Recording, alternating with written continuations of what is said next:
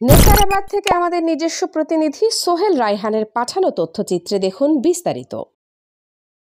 1 October বুধবার সন্ধ্যায় নেসারাবাদ উপজেলার ৯ নং সুটিয়াকাঠি ইউনিয়নের শান্তিহার সার্বজনীন দুর্গা মন্দির পরিদর্শন করেন নেসারাবাদ উপজেলা বিএনপির সাবেক যুগ্ম আহ্বায়ক, উপজেলা ছাত্রদলের সাবেক সভাপতি, পিরোজপুর জেলা যুবদলের সাবেক সহ-সভাপতি ও স্বরূপকাঠি প্রেস ক্লাবের সাবেক সভাপতি মোহাম্মদ আতিকুল ইসলাম লিটু। এ সময় আরও উপস্থিত ছিলেন নেসারাবাদ উপজেলা ছাত্রদলের আহ্বায়ক ইমরান হোসেন সজীব সহ নেসারাবাদ উপজেলা বিএনপি এর অঙ্গ সহযোগী সংগঠনের অন্যান্য নেতাকর্মীবৃন্দ।